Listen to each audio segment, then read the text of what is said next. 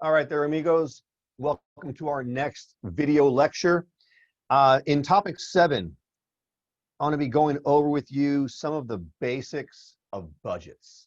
Now, in our previous couple of talks, I introduced the big financial statements, and then we did some detail on balance sheet and cash flow. And that brings us here to budgets. People disdain budgets, people fear budgets, people don't like budgets, but they're essential tools to help you get to where you want to get to financially. So I hope that you will get past the kind of the visceral feelings of having to plan out what you spend and see this as a tool that empowers you. And with that said, let's jump into a little talk on some budgeting basics. And the first thing that you need to understand is that for all of the mystery and mystique around it, it's a simple document. A budget is simply a document that is used to record your planned income and expenses and your actual income and expenses over a period of time, or as I wrote, over a period of time, talking like Tommy 2 times. You hear that right there. So again, a budget is simply a document that is used to record your planned income and expenses and then your actuals. When you see it that way, it's really nothing new. It's just a forecasted cash flow statement. Okay. You can also see a budget as a spending and saving plan. Okay. If the term budget is somehow has a bad connotation to you, that's cool. Don't use it. Develop a spending and saving plan as a part of your broader financial plan to reach those long-term awesome goals for future you. Okay. And again, to point out, while many people fear and avoid them, the process need not be difficult. And once you kind of get the hang of it, it won't take a lot of time. And for that small investment in time, you're going to get a lot of payoff in terms of being able to have control over your spending, to live and spend in a way that's consistent with your values, to live and spend in a way that gets you to your goals, and ultimately to use your scarce resources in a way that helps you make the best of your lifestyle, that helps you to flourish in the ways that you want to do so. Okay? So I encourage you to make a budget, to use that budget, to revisit that budget. If you decide to do so, here are some steps that you can take. And again, there's many, many ways to do this. I offer you some basics to get you through the initial process. Okay. Your first step, you're just going to forecast your income and forecast your expenses. Now, forecasting your income is usually pretty easy because most of us, our income is fairly routine, stable, and fixed. Forecasting your expenses is a little bit more difficult. This is a part of the reason why in my class, I don't assign you budgets for the first 3 months. People say, well, Young, if you're doing a cash flow statement, why not a budget? And the answer is, I want you to do cash flow statements for a few months so you actually have some historical data to do a better, more accurate forecast. One of the problems that happens when people try to do budgets without really having an accurate sense of their previous spending is they make budgets that are so out of touch with reality that they're doomed to fail. And then when they fail, the person says, see, I knew this shit wouldn't work. I knew it was a joke. And they get frustrated and say, forget it. So we're going to hold off on budgets until your capstone project. And then you're going to budget for the year ahead. And that way you'll have 3 months of cash flow data and you can have an accurate sense of your expenses to make a good forecast. Okay. But anyway, once you have done your forecast for money in and money out for income and expense, you're going to determine if that income and expense forecast yields you a surplus, a deficit, or a balanced budget. Recall that a surplus occurs when your income is greater than your outflow. You got some money left over. Good job. Deficit occurs when you spend more than you bring in, and a balanced budget is just that. They exactly equal, so you have no cash surplus. Note also that in this lens of deficit, surplus, and balance, you're probably going to have occasional monthly deficits, even when your annual budget is in balance or surplus. This is that weird place, and you have to really kind of think fluidly and look at the big picture. This is that weird place where monthly flow documents come together with snapshot documents, and where monthly flow documents tie into an annual flow document. Okay, I'll repeat it. You may have an occasional monthly deficit even when your annual cash budget is in balance. I'll tell you right now, for me, every January, I know I'm going to have, I plan my year for an annual surplus of cash. Okay. My goal is to have a Eric Young personal annual budget that is always in cash surplus for the year. But within that year, I know, for example, that for me, January will always be cash negative, always. Because on top of my regular expenses for rent and for phone and for et cetera, I also fund my Roth IRA. And I also fund my SEP IRA. And I also fund my godson's 529 college plan. In 2020, for example, I put $6,000 in my Roth in January. I think I put about $12,000 in my SEP, and I funded Juice, my godson, $10,000. So right there, I put out $28,000. Clearly, even if I made a shitload of money in January, the month was going to be net deficit. But that's okay, because I've done this long enough and I've planned long enough that I know, based on both my budget and my historical record keeping, that from February through December, I'll have enough cash surplus to claw that back. The other thing to point out is, and this is a subtlety, and then we'll get back to the actual lecture, but it's important that you get this. So number one, you may have occasional monthly deficits even when your annual is in balance or surplus, but note something else. This $28,000 outlay was not for a car or for clothing or furniture. It all went to investment assets.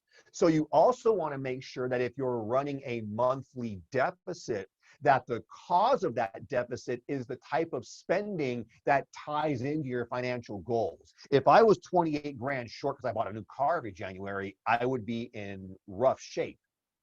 I'm okay being cash negative in January because, number one, again, I know that I'll claw that money back in the next 11 months and I'll end my year okay. But number two, that money is not just going to consumer goods, it's going to investment assets that will grow my future wealth and help college be affordable for my godson Juice. Okay, so that's the way to look at it. And again, to go to the final point, as I said, an occasional monthly deficit is not a cause for alarm, assuming that you have a broader annual plan to make it up. But, however, if your annual budget is in deficit, that's not good. Or if you have sufficient monthly deficits, even if your annual budget is in surplus or balance, but if you have sufficient monthly deficits large enough to affect your cash flow and your liquidity, then you're going to have to make some adjustments. What do I mean by that? Well, I mean this. Let's say that you know that you're going to be cash positive for the year, but for whatever reason, you're going to be cash negative. You're going to be deficit in May, June, and July. And let's say that you know that you'll be $1,000 negative each of those months. So you're going to run net deficit in May of 1,000, June of 1,000, July of 1,000. So for those 3 months, you're going to be net deficit $3,000. If you're going to make that money throughout the rest of the year, that deficit's not really a problem. But you still have to guard against liquidity issues, meaning that you have to have enough short-term cash or cash equivalent handy to bridge those monthly deficits so that you're not forced to rely on short-term loans or, God forbid, credit card debt to make up that difference, okay? This is subtle and it's kind of in the weeds, but it's really important. So I'll repeat it one more time. It's okay to have an occasional monthly deficit if your year balance is out. It's also okay if those monthly deficits go to investment assets. But remember that you have to maintain sufficient liquidity because you don't want to take out short-term loans or credit card debt to bridge those gaps, okay? That's that. Once you have your budget and you forecasted your income and your expenses and your year deficit, surplus, or balance, the real important step is to use your budget. You can't just make it up and put it on a shelf. That's a waste of time. You want to use it. And you use your budget by tracking your actual income and expenditures and then comparing your actuals and your forecasted numbers to determine your budget variance. And it's the budget variance that tells you in which categories you missed and in which categories you hit your goal. Studying your budget variances by category is a really good way to get a handle on your spending. It's also a good way to figure out where you might have opportunities to strengthen your cash position. For example, by reducing some leaks or by maybe refinancing things to lower outflows. There's lots of different strategies, but you're going to need to have these numbers in front of you and be able to look at them to make sense of them. Okay, so you craft your budget, and that's great, but then you got to use it. And then finally, at the end of the budget cycle, you evaluate it.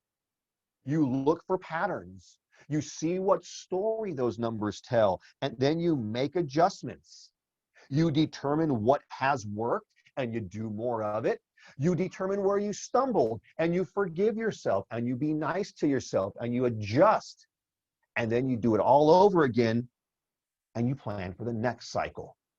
I promise you that while it may sound tedious and like pushing a rock up a hill that never ends, it gets easier over time. And the more you do it, the better you get at it. And the better you get at it, the closer you will be to your financial goals. I promise you that.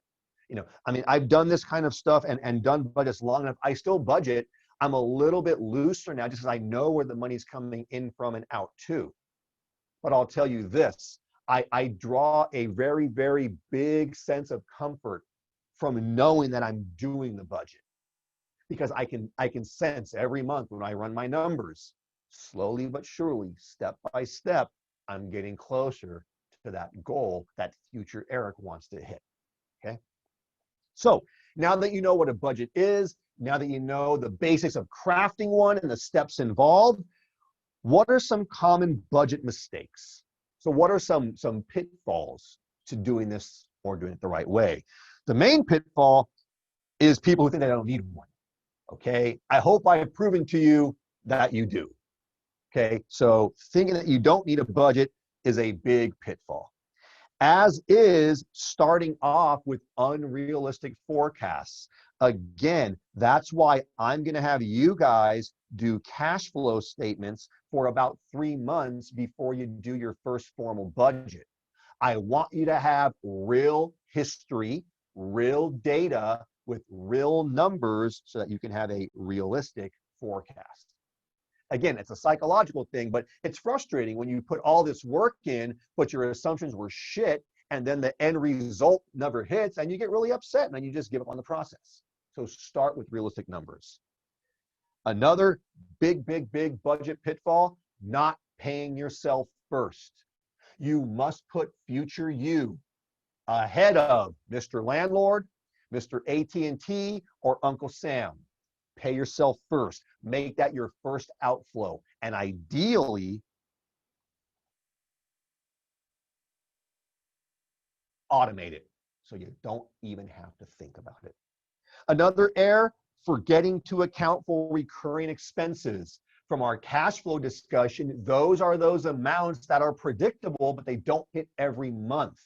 Lots of people have 2 or 4 months a year where their budgets go to shit because they forgot about those semi-annual or quarterly recurring expenses.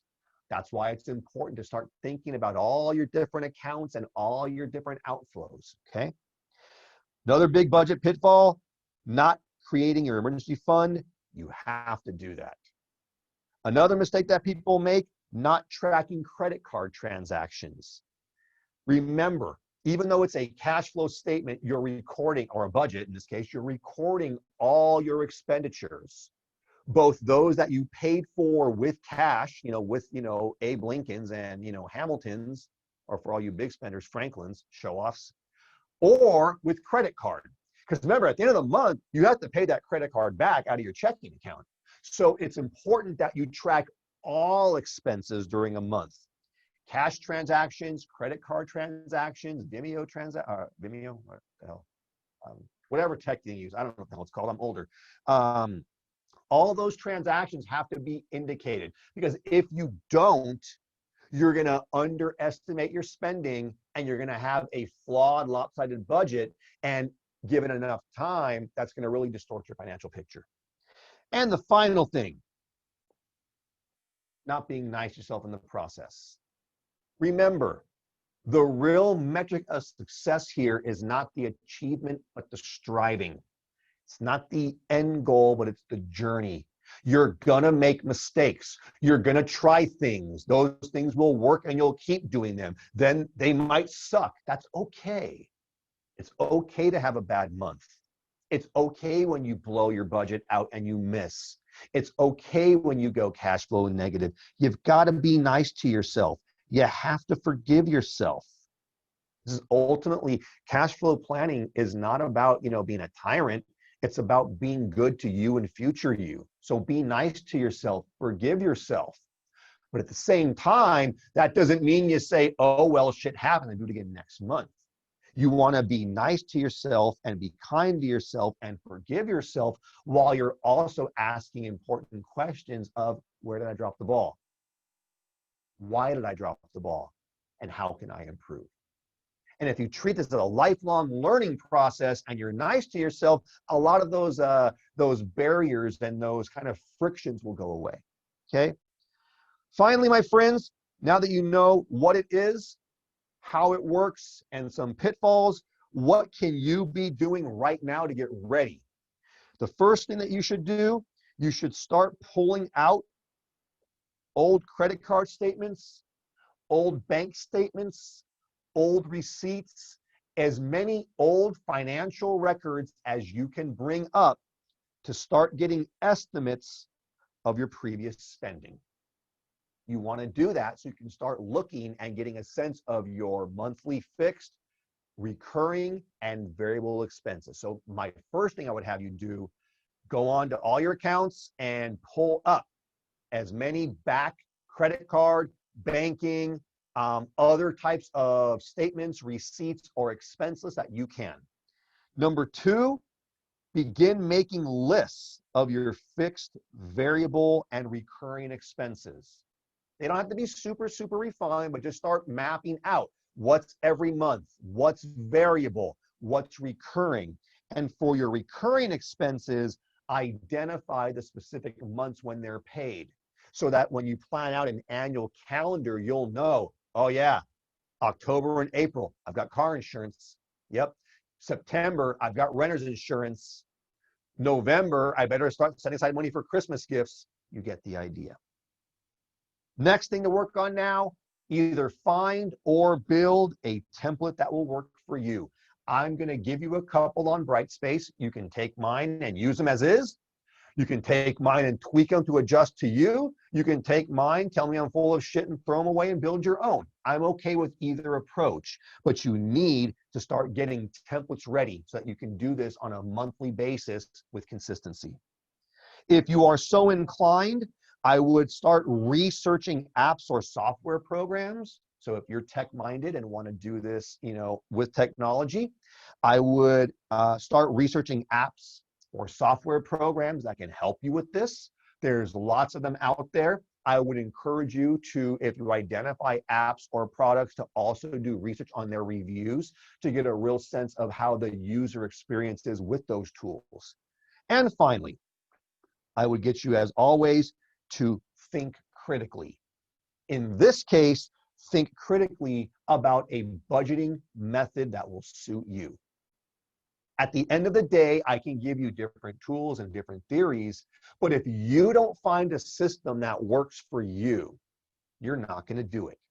So I don't care what method you use, but find a method, adopt that method, and use that method consistently. If you do that, my friends, and if you build this good habit now, you will be well on the path to a future of financial prosperity. And that's what I want for you, because that's what you guys deserve. Okay? So with that said, we are now done with our budgeting basics lecture. Thanks for your time. Get to thinking, start making those lists, and I'll talk to you soon.